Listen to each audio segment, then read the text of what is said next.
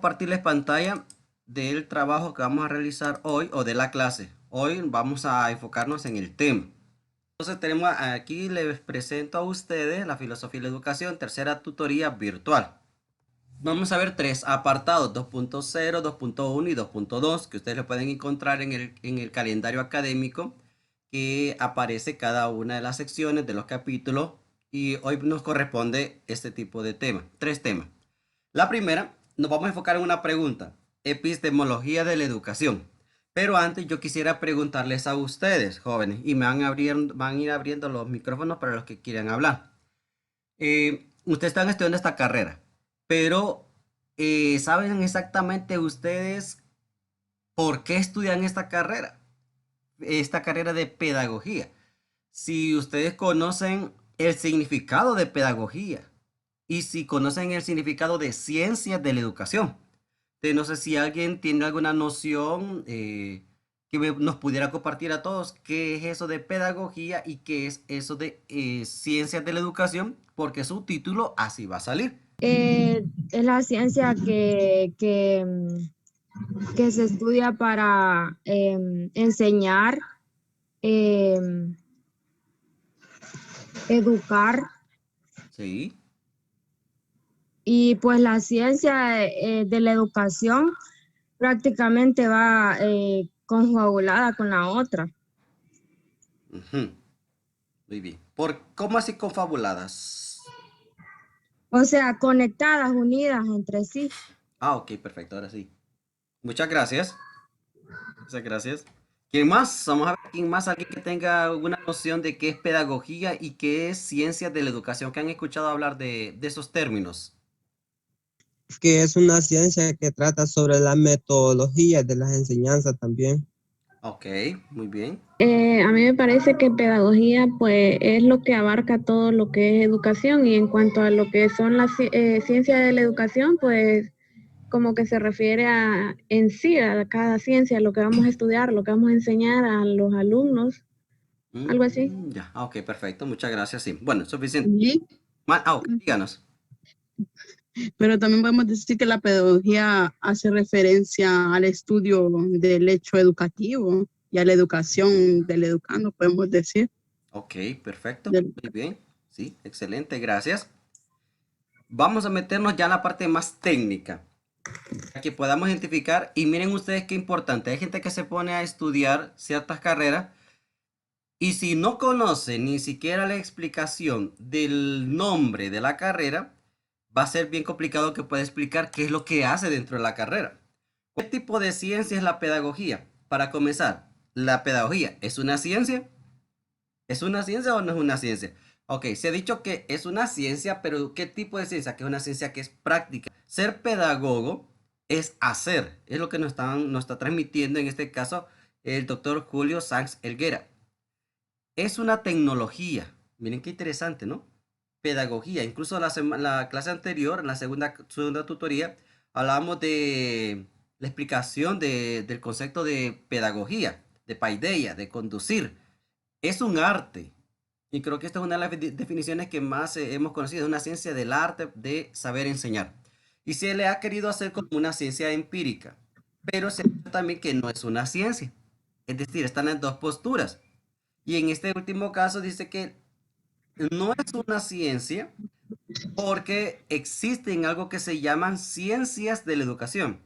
Y me gusta que está en plural, ciencias de la educación. Es decir, que no solamente es una.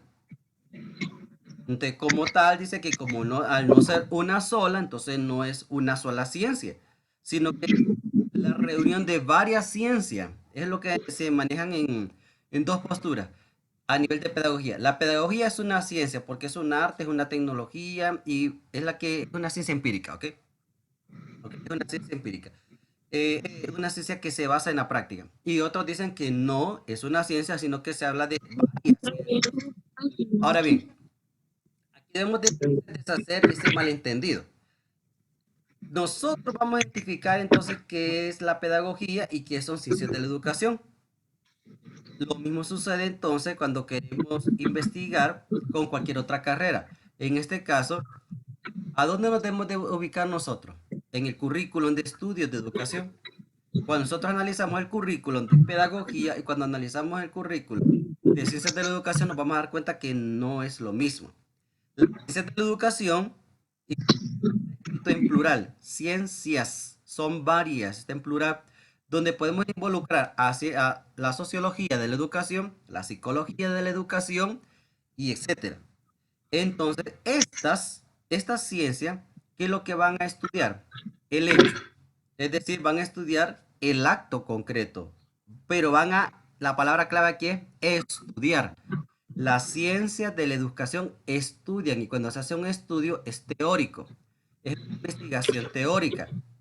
¿Y qué es lo que van a investigar? Los fenómenos. Es decir, que tanto la sociología de la educación va a estudiar la parte de la interacción de las personas en el campo educativo. Si es la psicología, cómo es la psique, el pensamiento o el comportamiento de los estudiantes o de los maestros dentro de un centro educativo. Entonces nosotros vemos que la cuestión es diferente, que la ciencia de la educación se está enfocando sobre todo a un estudio teórico. La pedagogía, ¿qué es lo que va a hacer? Regular el acto es el hecho, lo que está en ese momento de educar.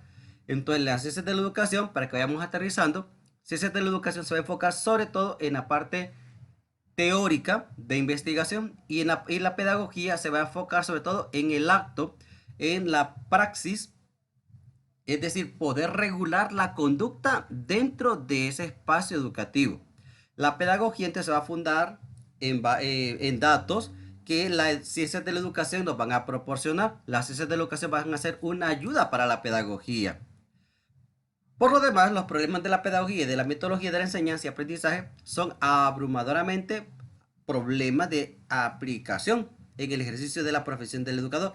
Es decir, que los problemas que podemos encontrar a nivel de pedagogía se pueden situar de manera particular en la metodología. Es decir, cómo se está enseñando y cómo se está aprendiendo. Si se dan cuenta ustedes, el estudiante tiene diferentes ritmos de aprendizaje. Y la pedagogía se va a encargar de ver, observar cómo el estudiante está actuando, qué es lo que está haciendo y cómo también el profesor está interactuando con sus alumnos. De manera que si la enseñanza que está dándose es correcta o la metodología que se emplea es la mejor o puede variar o el aprendizaje del estudiante no está siendo eficiente. Por lo tanto, la pedagogía tiene que observar eso en la práctica. En este caso, quiero que veamos este pequeño video muy corto, pero de manera especial a mí lo que me interesa es, si una persona se le asigna una responsabilidad, se considera que esta persona debe de saber lo que va a hacer, debe de saber con qué tipo de personas está trabajando, cuáles son los empleados. Si usted en un futuro, cuando termine su carrera, decidiera emprender un camino, supongamos, de dirección en una universidad o en un centro de educación media o en cualquier centro educativo, ¿verdad? O centro educativo especial podría ser incluso, usted estando al frente de esta institución, usted debe de saber con qué tipo de persona está trabajando, pero cuáles son los roles que debe de manejar la persona responsable o el director. En este caso quiero presentarle el rol del director en la sociedad del conocimiento. Veámoslo y traten de, si pueden tomar apuntes ustedes en este momento de algunos datos interesantes para que después los podamos compartir. Voy a compartir las nuevas funciones que estamos asumiendo los directores de acuerdo con la sociedad del conocimiento. Los directores nos hemos enfocado mucho en procesos administrativos y de control de operaciones. Sin embargo, esto está cambiando en la actualidad. Los directores tenemos que trabajar por una visión compartida esencial, el logro de los aprendizajes esperados en los estudiantes y la formación integral en todos los actores. Vamos a revisar algunos roles esenciales del director, como diagnóstico escolar, mejora de las prácticas de aprendizaje, aplicación de la evaluación formativa, entre otros. El primer rol de un director es realizar un diagnóstico continuo de los procesos educativos para identificar problemas prioritarios y resolverlos mediante proyectos de gestión.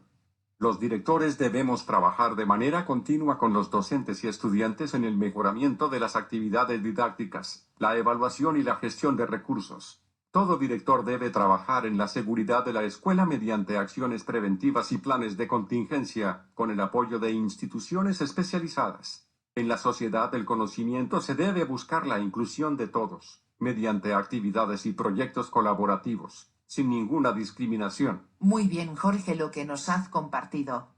Pero, ¿el director debe ocuparse de la normalidad mínima? ¿O esto ya no es parte de su nuevo rol? Maestra, en el nuevo rol el director también debe enfocarse en la normalidad mínima, asegurando que se brinde el servicio educativo acorde con la ley y los programas de estudio. Asimismo, debemos integrar a las familias en los procesos de formación, la evaluación del aprendizaje, la seguridad escolar, la calidad de vida y el logro de las metas. También, los directores tenemos como misión estratégica prevenir el rezago y el abandono de la escuela por parte de los alumnos, buscando el apoyo de la comunidad. Además, debemos fortalecer la convivencia entre todos los actores y prevenir el acoso escolar. Finalmente, los directores debemos trabajar en la sustentabilidad ambiental mediante la colaboración con la comunidad para prevenir la contaminación y el calentamiento global.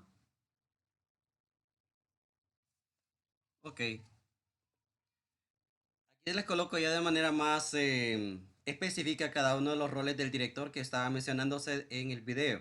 Primero es un diagnóstico que deben de realizar en los procesos educativos.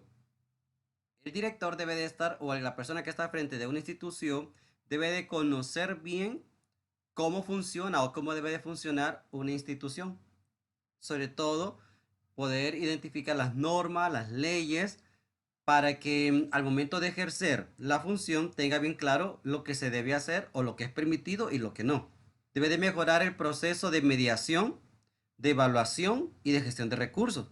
Por lo tanto, este es lo que debe de enfocarse va a ser en las buenas relaciones entre director o líder que esté enfrente, docentes y estudiantes. Debe ser un conciliador, un mediador. En el tercero, nos decía que todo director debe trabajar en la seguridad de la escuela. En este caso yo diría, pues cualquier persona que trabaje o que esté al frente debe estar siempre manteniendo la seguridad en cualquier centro educativo.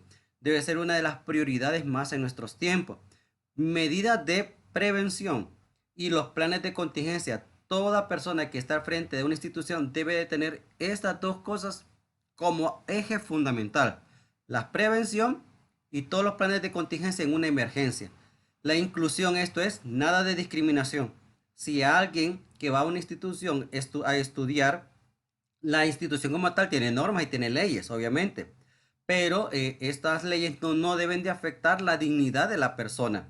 En el quinto lugar, la normalidad escolar. Hablando de la ley y de los programas de estudio. Debe haber una lógica entre las leyes y lo que se aspira como institución educativa, que es lo que se quiere hacer. Debe de ir una lógica, debe haber una concordancia entre una con la otra. Debe haber una integración de la familia, es decir, que deben de estarse involucrando. Deben de tener o mantener comunicación permanente entre padres de familia y también los estudiantes con el sistema educativo. Algo importantísimo que creo que es número 7 es la prevención del rezago y abandono escolar. Aquí les coloqué a ustedes qué es eso de rezago, ¿va? Porque a veces uno se puede colocar, puede ponerse como que no sé. De acuerdo con la normatividad actual, una persona mayor de 15 años está en rezago educativo si no cuenta con el nivel de educación obligatoria vigente al momento en que debía haberla cursado. Es decir, son aquellas personas que ya tienen bastantes años, pero que no pudieron terminar la escuela o no pudieron terminar el plan medio. Pero donde más nos enfocamos es en la parte de educación de escolar, en la escuela. Hay personas que tal vez tienen más de 15 años y no pasaron segundo grado ni tercer grado. Entonces, estas personas se supone que a esa edad deberían de estar en el colegio. O ya deberían de estar por lo menos en séptimo, octavo, noveno año. Pero ese rezago es cuando se han quedado. Ahí ya quedaron. O también se puede dar el caso de que abandonan las clases. Abandonan la institución, abandonan las carreras. Y eso es lo que debe de tenerse muy en cuenta, de darle seguimiento a esta persona para ver de qué manera se les puede encontrar una ayuda. La convivencia, eso es dentro de la institución. Aprender a convivir, evitando que se dé todo tipo de bullying, todo tipo de acoso, ¿verdad? De manipulaciones hacia otras personas o que también se le quiera hacer un daño. tanto económico como a la dignidad o a la integridad que tiene la persona. La sustentabilidad ambiental es de cómo se debe de prevenir, ¿verdad? Todo tipo de situaciones que están lamentablemente están afectando nuestro ambiente. Entonces, la institución debe tener ese apoyo a la sociedad, lo que nosotros en la universidad le llamamos vinculación. Tenemos que tener vinculación la universidad, sociedad. Igual, todos los centros, las instituciones educativas deben de ejercer la misma función. Eso en cuanto al tema 2.0. En el tema 2.1, aquí lo que vamos a analizar va a ser un nuevo modelo de formación para los responsables de la administración educativa. Se están fijando ustedes que casi todos nos estamos situando ahorita en la parte administrativa. Ustedes que van a salir con competencias para ser administradores, no solamente de parte de instituciones de educación, sino que también van a salir con unas competencias para dirigir, para guiar cualquier institución, sea de una ONG o sea del Estado o a título personal, van a ser ustedes con este tipo de competencia, pero son responsables administrativos. En cuanto a este sentido, nos vamos a ubicar, si es en educación, a dos modelos. El modelo tradicional, ¿verdad? Que es el que nos vamos a enfocar ahorita. Cuando hablamos de modelo tradicional, ¿a qué nos referimos? A dos cosas. Lo que son modelos tradicionales es, uno, a la parte mecanicista y racionalista. La primera es ser mecánico, una educación mecánica, y la otra es una educación racional. Entonces, para que nos quede claro, el modelo tradicional desglosamos dos ramas. Una que es la educación mecánica y la otra que es la educación racional. Cuando analizamos los modelos tradicionales de formación en la universidad, por ejemplo, constatamos que presentan un carácter mecanicista. Si se dan cuenta ustedes, estamos como en estado de automático. Es decir, las cosas se dan por repetición. Escuche, escuche, escuche, memorice, memorice, memorice, y repite y grabe. Estamos de una manera como en automático. Este estilo de formación, que se repite bastante en muchas instituciones, solamente consiste en traspasar conocimiento, es decir, de este recipiente lo paso a otro. Y en este sentido, nosotros tenemos muchas quejas, porque no siempre involucramos al estudiante para que trabaje por sí mismo, para que cree conocimiento. Esta visión de educación, en donde los o las estudiantes son consideradas como, no son consideradas como capaces de construir conocimiento, sino solamente como un depósito. El educador o el maestro será siempre el que sabe. Esa es la postura de la formación mecanicista. El docente es el único que sabe. Los demás sencillamente ignoran o son ignorantes o no conocen o no saben. Y esto creo que se repite bastante, se repite muchísimo. La educación tradicional, ¿cuál es uno de los grandes peligros que tiene? Cuando nos enfocamos al modelo racionalista, se puede olvidar que el estudiante es una persona integral, es una persona humana. Por lo tanto, tenemos ese gran problema. Tenemos que formar las inteligencias o la parte racional como si fueran parte integrante de un ser humano viviente que tienen sentidos y que tienen conciencia.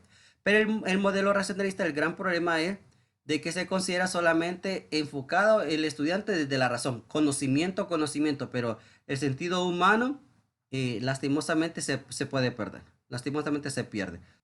Entonces, aquí tenemos un gran problema en el modelo racionalista, solamente ubicarnos en el cerebro de la persona que comprenda, que analice, pero se nos puede olvidar de que estamos tratando con un ser humano distinto, con una persona que tiene dignidad. Modelo racionalista. Si la formación de los seres humanos supone una transformación permanente, y miren que esto es importante, transformación permanente, ya que los seres humanos no somos estáticos, sino que estamos en constante transformación. El modelo tradicional no puede realizar este objetivo. Lastimosamente, podrá tener muchas cosas buenas donde la persona podrá tener esa capacidad para grabar, almacenar información, pero si vamos a enfocarnos solo en ese sentido, no se identifica con claridad que haya una transformación en la persona. De ahí entonces que la universidad vamos a cuestionar especialmente la dominación del saber teórico. Es decir, estamos forjando una educación integral o solamente nos estamos situando en el campo racional. Esta dominación del saber teórico, ¿a qué nos referimos? es donde los y las estudiantes actuales quieren saber lo que les ayuda en la realidad concreta. Y es que es práctico. Yo solamente me pongo a pensar, como uno como estudiante, mientras está estudiando, uno desea saber con claridad para qué está estudiando o qué es lo que le están enseñando, cuál es la razón o cuál es el fundamento. Si yo voy a una clase y no entendí lo que dijeron en la clase, entonces hay un vacío que se creó un vacío. Pero cuando uno asiste a una clase, comprende bien lo que le están diciendo, se asimila más y no se olvida. Incluso se disfruta aquello que se está viviendo, aquello que le están enseñando. Pero aquí es donde uno debe de comprender el papel que debe desarrollar en todos los sentidos al momento de impartir una asignatura, al impartir cada clase. Quiero presentarles ahora los principios y valores que subyacen en nuestro modelo de formación. En cuanto a estos principios y valores, tenemos lo siguiente. Esto lo pueden encontrar ustedes en su texto. La información se construye por la confrontación, y esto creo que es importante también. La información o el conocimiento se va a empezar a construir cuando confrontamos el tema, cuando interactuamos. Miren, cuando se hace una interacción entre los diversos saberes de experiencia y los saberes científicos, es decir, cuando hacemos una indagación entre la teoría y la práctica, cuando aprendemos a comprender, cuando tenemos nosotros un aprendizaje que nos va a dar una seguridad en lo que estamos haciendo, y también cuando estamos adquiriendo esa competencia. La competencia que nosotros adquirimos en cada clase, en cada clase, nos debe de ayudar a tener mayor confianza. Eso creo que es importante, porque muchos estudiantes cuando terminan su carrera de media, cuando salen del colegio, muchas veces no buscan un trabajo, porque les da miedo que les pongan a hacer algo y no realizarlo bien. ¿Y por qué les da tanto miedo? Porque a veces el conocimiento que ellos recibieron no fue bien cimentado, ese no fue bien aprendido. Y cuando alguien no maneja un conocimiento, entonces va a ser más difícil de que vaya a querer buscar un trabajo de acuerdo a la carrera que estudió. Ahora, si yo manejo bien el estudio, si yo aprendí correctamente, eso que me da a mí entender de que yo voy a buscar un trabajo según lo que yo aprendí.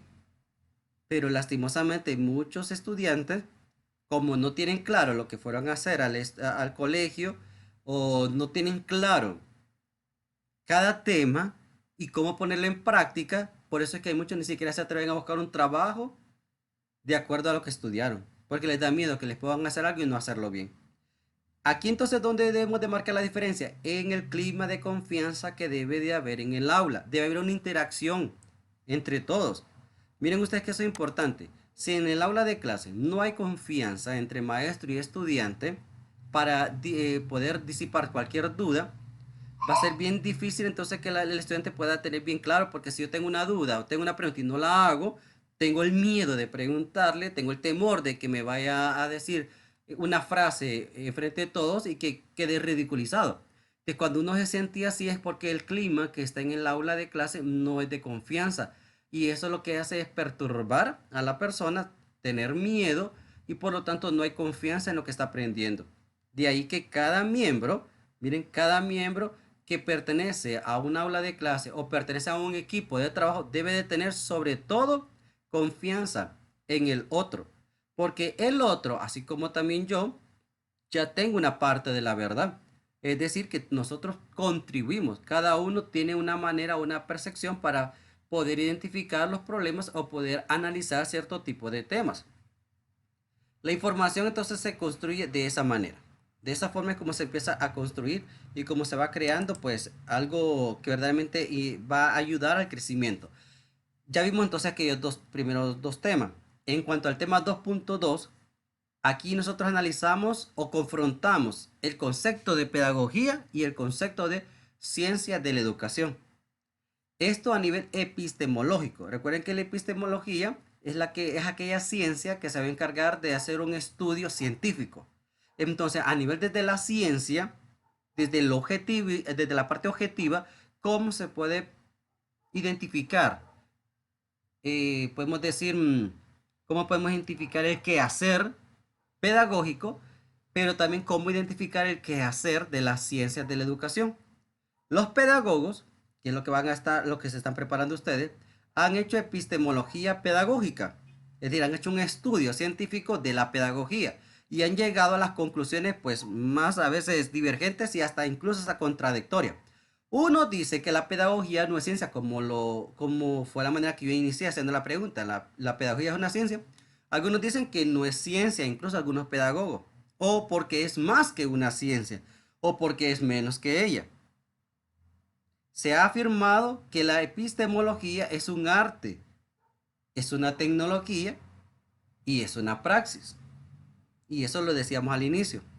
Para otros, la pedagogía es una ciencia. Entonces tenemos esa doble forma de comprender la pedagogía. Mientras uno la ven como ciencia teórica, hay quienes la ven como una ciencia práctica. Ahora yo les preguntaría a ustedes así rápidamente, esa hipótesis, rápidamente. ¿Para ustedes la pedagogía es una ciencia teórica o es una ciencia práctica? ¿Qué me dicen ustedes? Pero así rapidito, sin perder mucho tiempo. ¿Qué piensan ustedes? ¿Es una Para ciencia mí teórica? Para mí lleva las dos, teórica y práctica. Sí, igual las dos. Ok, Sí, para mí también igual es teórica y práctica. ok, igual teórica y práctica. muy bien. Y Porque si no hay teoría, no hay práctica, dijo en el libro. Ajá. Y ahora, no me acuerdo si también se me voy a adelantar un poquito, pero si la pedagogía dicen ustedes que lleva las dos, ¿qué es entonces la ciencia de la educación? ¿Es teórica o es práctica? Pero ya las ciencias de la educación. Porque recuerden que ustedes van a estudiar, están estudiando pedagogía y ciencias de la educación. Y ese y dice diferente a decir o, porque una cosa es decir pedagogía o ciencias de la educación, a decir pedagogía y ciencias de la educación. Lick, ahí entonces las ciencias de la educación serían más teóricas. Ajá. ¿Y la pedagogía? Sería más práctica. La pedagogía lleva de las dos, como dijeron los compañeros, pero sí es más práctica. Ujú. ¿Están seguros? ¿Piensan bien?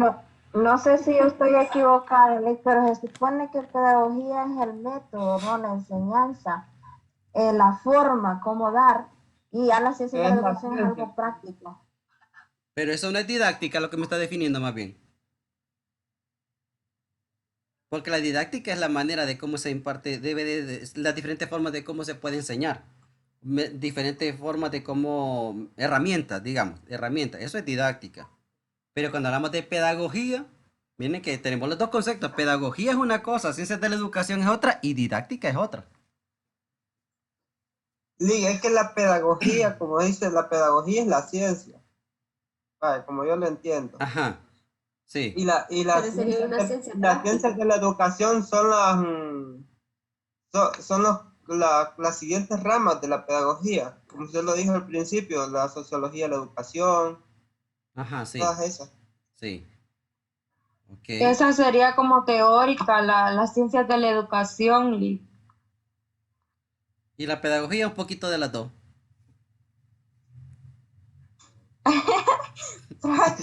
Lick, es que está complicado, la verdad, cómo definirlo al final. Ay, no, Lick.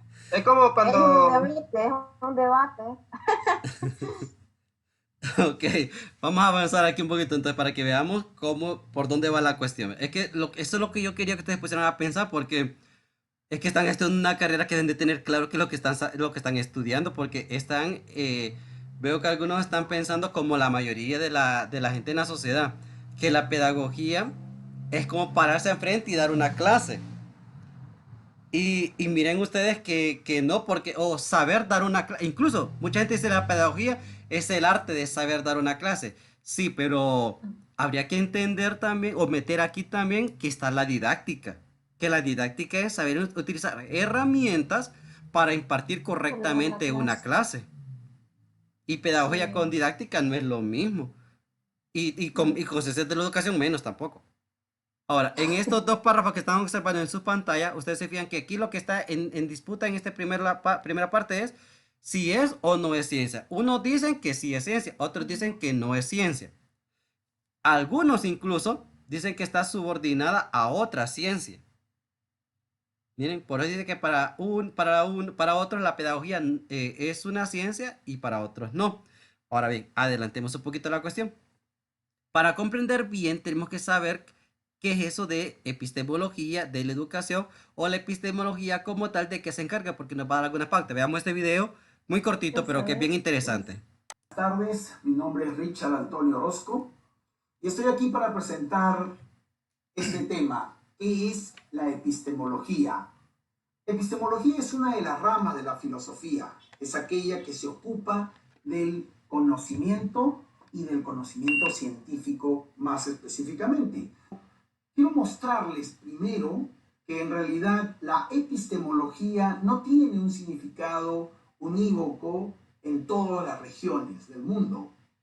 Podríamos mostrarles más bien que en muchas regiones cobra significados diversos. Por ejemplo, en Alemania, epistemología es distinguida de la teoría del conocimiento, ¿no? Entonces, teoría del conocimiento, lo que antes se llamaba nociología, es algo completamente distinto de la epistemología, porque epistemología ahí se refiere solo a la filosofía de la ciencia, a la teoría sobre el conocimiento científico. En España, en cambio, pasa todo lo contrario.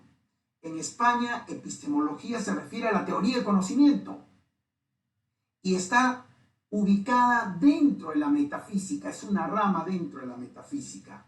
La filosofía de la ciencia se ubica en una rama alterna de la filosofía y se ubica más al lado de la lógica. En Estados Unidos, en cambio, ambos, tanto la teoría del conocimiento como la filosofía de la ciencia, ambos se juntan en la epistemología. Les muestro con esta imagen de conjuntos. En Alemania ocupa la filosofía de la ciencia. En España, toda la teoría del conocimiento. En Estados Unidos, ambos.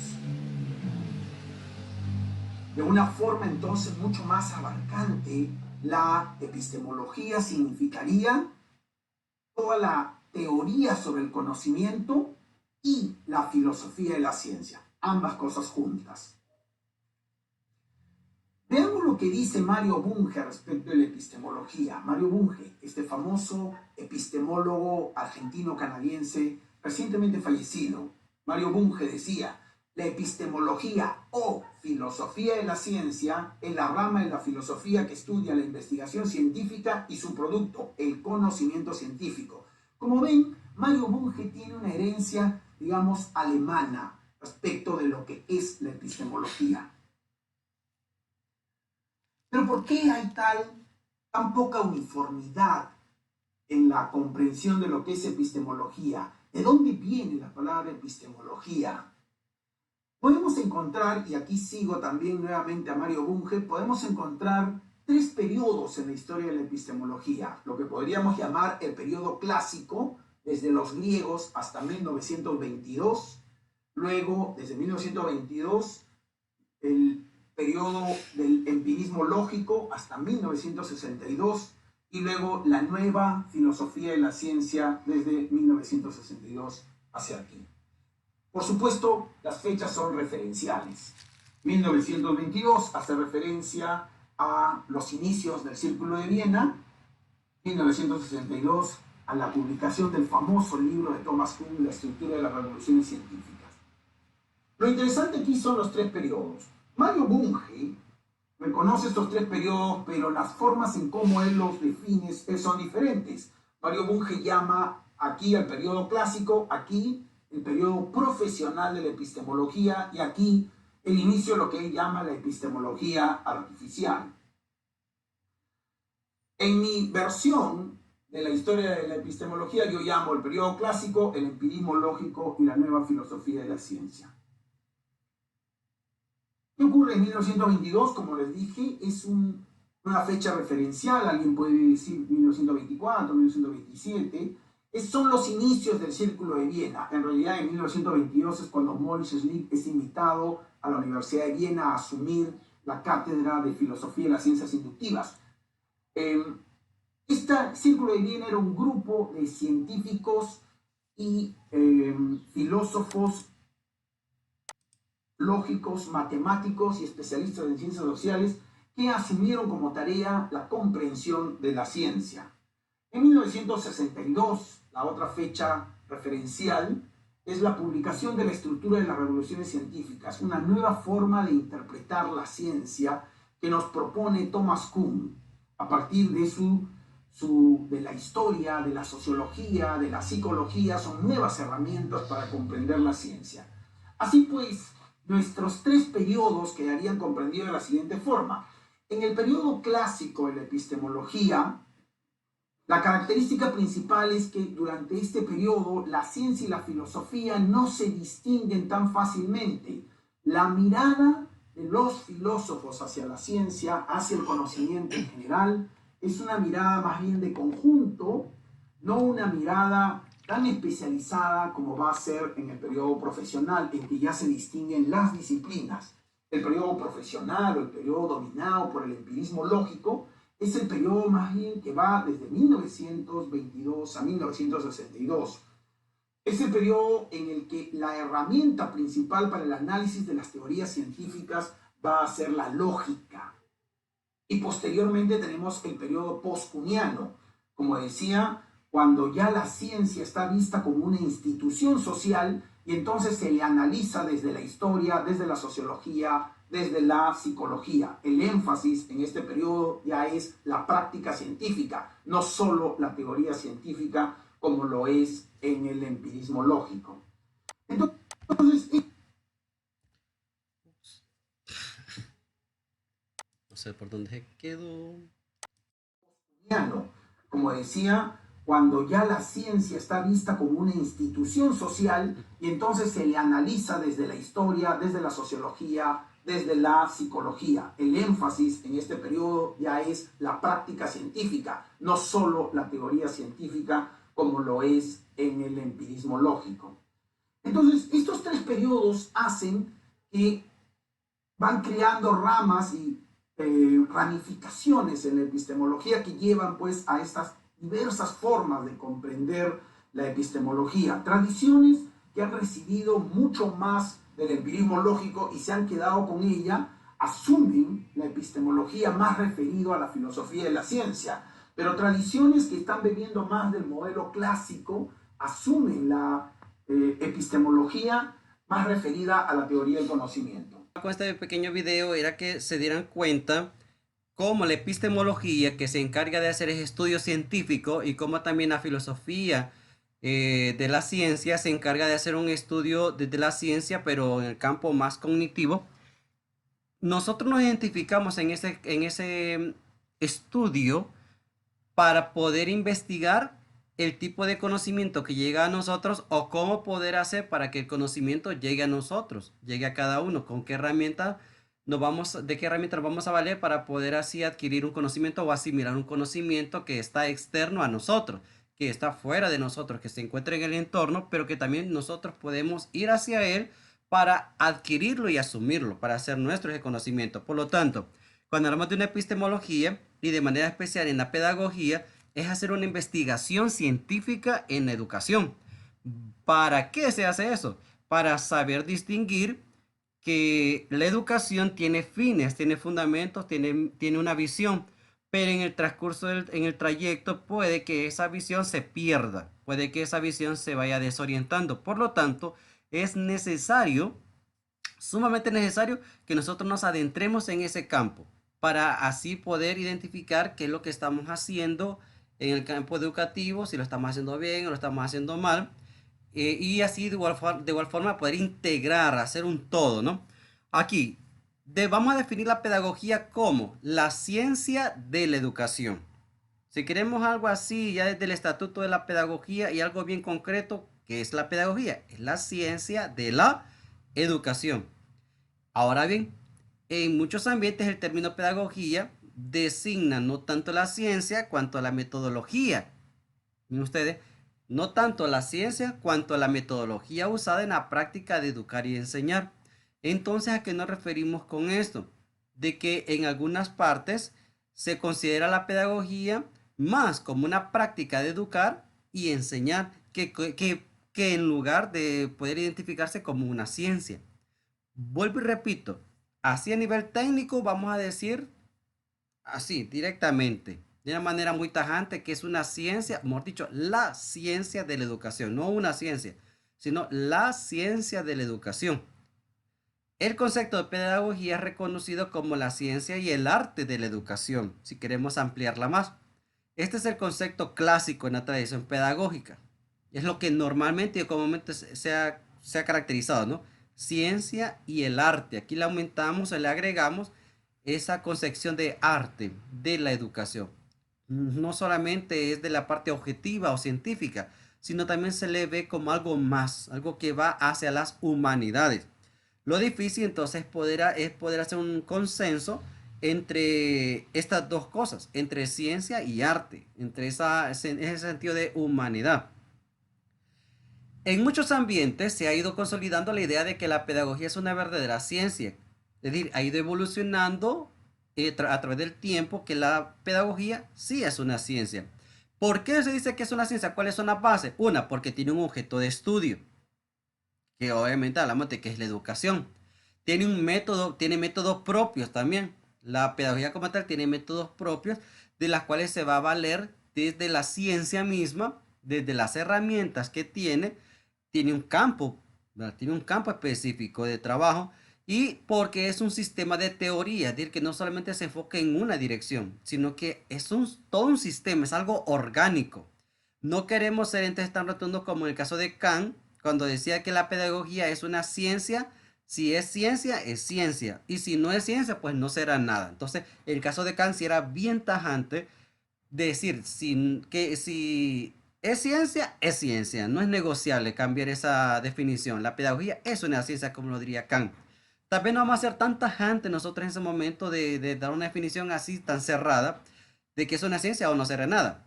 Pero por lo menos tener la idea, tener la concepción de que sí va por ese camino, de que sí se puede comprender como una ciencia. Entre los pedagogos, la postura clásica es considerar que la pedagogía es una ciencia y que es una ciencia de la educación. Entonces, siguiendo este tipo de avance, es cuando surgen las primeras aportaciones de estudios sobre la educación. Ya entonces vamos aperturando que la pedagogía va enlazándose con otro tipo de ciencia que también se van a enfocar o se pueden enunciar desde el campo de la educación. En este caso, ¿a qué nos referimos? Está la pedagogía, pero posteriormente surgieron otras ciencias como la sociología, pero no solamente la sociología clásica, sino que una sociología enfocada en la educación. Ya decimos sociología de la educación, psicología de la educación, biología de la educación, es decir que empiezan a surgir nuevos campos de estudio enfocados en la educación como tal, aparte de la pedagogía, que trató de incorporarlas en todo su cuerpo. Pero lastimosamente estas ciencias, en la medida que fueron pasando el tiempo, ¿qué sucede? Que estas ciencias son independientes, son autónomas. Por eso que son consideradas como ciencias auxiliares de la pedagogía, que ayudan a la pedagogía. Es decir, que la pedagogía como tal está ya, es como la base, pero han surgido nuevas ciencias que están ayudando o que pueden ayudar a la pedagogía y se les considera como ciencias auxiliares. De eso se trata. Es posible y es necesario ciertamente constituir una ciencia de la educación, pero esta no va a ser la pedagogía. Miren ustedes, qué interesante. Sino que una ciencia empírica, según el patrón de las ciencias experimentales. Repetimos esto. Es posible y es necesario incluso cuando analizamos el tema de la ciencia de la educación sin pedagogía. La ciencia de la educación sin pedagogía. Si nosotros analizamos esta definición o este concepto, mejor dicho, o este título, ¿puede haber una ciencia de la educación sin pedagogía? ¿Recuerdan el título que desde hace unos cuantos años fue que se le anexó el pedagogía y ciencias de la educación? Pero antes solamente decían licenciatura en pedagogía. Ahora cambió. Y ahora se le agregó o se le anexó y ciencias de la educación. Ahora la cuestión está, si solo fuese ciencia de la educación sin pedagogía, ¿qué pasaría? Y aquí es donde entramos entonces a analizar de que Si se diera esto, que existiera una ciencia de la educación sin la pedagogía, entonces se estaría constituyendo una ciencia de la educación. Pero el problema sería que no sería enfocado a la pedagogía, sino que solamente sería una ciencia empírica, algo que queda allí, un patrón de cuestiones donde se hace práctica y ya estuvo. Si solamente fuera ciencias de la educación, si elimináramos la parte de la pedagogía, entonces aquí donde uno está constituyéndose como una ciencia nada más de la educación. O sea que la pedagogía se convertiría en otra ciencia más, que participaría de las ciencias de la educación. Si no existiera la pedagogía como esa base, como esa prioridad que estuvo al inicio. Entonces, aquí nosotros invirtiendo el papel de ciencias de la educación y pedagogía, entonces ya no sería la ciencia como tal, sino otra ciencia más sería. En cuanto a las ciencias de la educación sin pedagogía, aquí tenemos que ver 3 aspectos, según lo que nos dice Guy Avanzini. Son 3 etapas en esta evolución. La primera, que es considerada como una ciencia clásica, la segunda, que es considerada como una ciencia empírica y solo explicativa, y la tercera, que es algo donde solamente se ve un tránsito o un proceso de cambio de la pedagogía a las ciencias de la educación. Es decir, que hablamos de una desaparición de la pedagogía como ciencia. Si solo nos ubicáramos en las ciencias de la educación, entonces la pedagogía ya no sería considerada como esa ciencia de la educación y ese arte de la educación, sino que sería una ciencia auxiliar más. Existe, y es evidente y es necesario, que la ciencia de la educación es distinta a la pedagogía. Esa es la tesis que vamos a sostener, que una cosa es pedagogía y otra cosa es ciencias de la educación. Por eso en el título, la pedagogía con las ciencias de la educación no se separan, sino que trabajan mancomunadamente. No pueden estas sustituirlas. Las ciencias de la educación no pueden sustituir a la pedagogía. Se trata entonces de poner en claro esa relación entre pedagogía y ciencias de la educación, que son una y es otra. Pero hay cosas que las unen y hay cosas que las separan. Por eso yo coloqué esta nota importante. La pedagogía y las ciencias de la educación, lo que las une es el estudio de la educación. Tanto la pedagogía como ciencias de la educación, el punto clave o el punto central donde se unen ambas es la educación, el estudio de la educación. Es decir, es el objeto material, es la investigación teórica, pero también es la práctica. Lo que distingue es el aspecto que estudian cada una de ellas. Miren ustedes qué interesante. Aunque la educación sea el punto central, pero lo que se va a enfocar, recuerden que si hablamos de la sociología de la educación, se va a enfocar en la parte sociológica, la interacción. Cómo se da ese fenómeno de interacción educativo. Si hablamos de la psicología de la educación, tiene un campo específico. Entonces, en lo que van a estudiar específicamente cada una de ellas es lo que va a ser distinta. La pedagogía es una ciencia práctica. La ciencia de la educación es una ciencia teórica. Y creo que en esa parte nos podemos ya ir quitando muchas dudas y dando un punto clave, ya aterrizando. La pedagogía es una ciencia práctica, por eso la pregunta que les hacía, ¿es práctica o es teórica? Muchos de ustedes decían que eran dos, pero la más importante que tenemos que tener claro es que la pedagogía se enfoca en la parte práctica y las ciencias de la educación en la parte teórica. Por eso es que ambas son importantes y es necesario que ambas estén trabajando a la par, porque una ayuda a la parte teórica porque nos da contenido, nos da información, y la otra la pone en práctica. Y a partir de esa práctica también va a generar contenido para las ciencias teóricas o para las ciencias auxiliares. El objeto de la primera, de la pedagogía, es el acto educativo, el hecho educativo. El objeto de las ciencias de la educación es el hecho educacional. Para eso necesitamos entonces poder adquirir la teoría para saber qué cosas se pueden implementar en el currículum educativo. Partiendo de los fenómenos o de lo que se vaya haciendo, entonces así se va a crear un currículum o la famosa currícula. Entonces identificamos dos aspectos aquí. Ahora bien, esta distinción entre ciencias de la educación y la pedagogía no existe, pues una ciencia de la educación en sentido unitario, ni tampoco unas ciencias de la educación con unidad epistemológica y que respondan a un mismo modelo de ciencia. No hay. Oigan bien, que todo sea, no, es que cada ciencia es particular, por eso se llama ciencias auxiliares, porque cada una tiene una especialidad, es una especialidad. La pedagogía, así, de forma resumida, no incluye a las ciencias la pedagogía no incluye a las ciencias de la educación. Las ciencias de la educación no incluyen la pedagogía porque son totalmente diferentes en cuestión de lo que van a estudiar. Todos estudian, se enfocan en la educación, pero cada una de ellas tiene su propia especialidad, en pocas palabras. Una y otra estudian educación, eso es lo que los une, pero la estudian en aspectos y desde fines muy distintos. La pedagogía es educativa.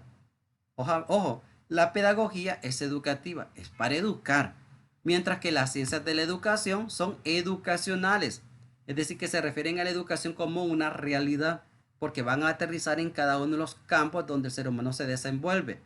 De ahí que la pedagogía debe basarse en las ciencias de la educación, pero estas ciencias de la educación no se basan en aquella, porque la pedagogía, hablamos de que es la base, podemos decir, que es la ciencia como tal.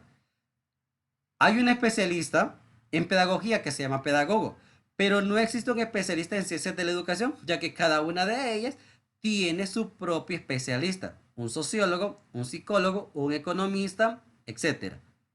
Por lo tanto, nosotros vemos que de forma resumida, la ciencia de la educación es una cosa y la pedagogía es otra. Ahora yo quiero hacer un interrogante, desde que nos termine el tiempo. ¿Hay dudas acerca de estas dos terminologías, pedagogía y ciencias de la educación? Para que habiliten sus micrófonos. No, Lick. No, Lick. Bueno, en mi caso, usted la duda que tenía la vino a resolver ahorita al final. Era los conceptos esos entre pedagogía y ciencias de la educación. Perfecto. Ahí quedó todo. Ahí quedó todo, Lick. Bien explicadito. Bien explicado, sí. Esto es para que ustedes se den cuenta qué carrera están estudiando. Y antes, si vean ustedes, solamente la carrera era pedagogía. Y cómo se le anexó, porque era de mucha importancia las ciencias de la educación. Pero ustedes llevan clases de sociología, psicología. Y también en la medida que van pasando el tiempo, ustedes van ya en las clases propias de la carrera, ustedes se van a ir dando cuenta que van especializadas. Cada clase va especializada. Contabilidad, por ejemplo, que diría, ¿por qué contabilidad en pedagogía? ¿Por qué economía? Podemos ser directores y tenemos que saber lo que es la parte administrativa. Exactamente, ustedes deben de conocer cuál es la función, la parte normativa, la parte legal, deben de conocer antes. Incluso yo les daba la sugerencia en otros periodos a los estudiantes que ustedes como pedagogos, ustedes tienen tantas competencias que van a adquirir por cada clase que van recibiendo, que eso les va a ayudar a adquirir también competencias, muchas competencias. Y al final, cuando ustedes terminen su carrera, ustedes perfectamente pueden hacer una unificación entre compañeros y formar una empresa. Van con las competencias de cómo administrar. Un administrador es el que se encarga de conocer a su personal, a qué tipo de empleado necesitan, para dónde van, cuál es la orientación, si quieren hacer una empresa, cuál es la finalidad de esta empresa, cómo piensan ustedes desarrollar, evolucionar el proceso.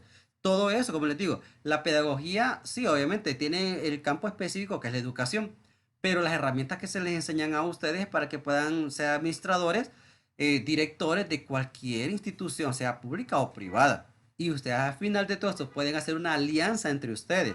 Buscan una ayuda con una ONG, por ejemplo, o con algún financiamiento del Estado y pueden crear una propia empresa.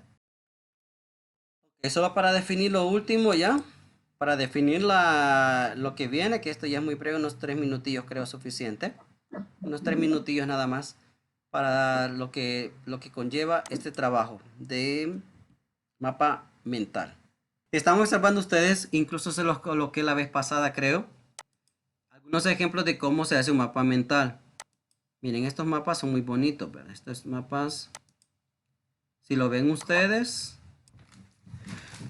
pueden hacer ese mapa mental digital en Word, en Excel o no sé qué otros programas pueden hacerlo y también pueden realizarlo de manera a mano, hecho a mano. Si fijan ustedes, solo de que tomen un ejemplo cómo se puede hacer. Miren, ahí están diferentes formas de trabajarlo. Diferentes formas. Y recuerden que algo importante es de que esta va Esta lleva contenido y también lleva imágenes, lleva ilustración. Y este trabajo recuerden que ustedes deben enviarlo el 5 de marzo. A más tardar el 5 de marzo, viernes 5 de marzo. Aquí están los datos, leer los temas de la unidad 2, epistemología de la educación y elaborar un mapa mental. Se distribuirá un tema a cada estudiante. La lista estará en el campus virtual para revisar. Ya está subido. Verá, ustedes ya lo pueden encontrar allí. Si se van al campus virtual, ya aparece. Está en la sección de la tercera tutoría. Están las instrucciones, lo que debe de hacer. Léalo bien. Aquí está el listado para trabajar en el mapa mental. Que lo que con qué temas. Incluso también se los compartí por el canal de Slack. Ahí se los compartí. Pero si no, aquí igual forma en el campus virtual aparece. Miren, aquí están.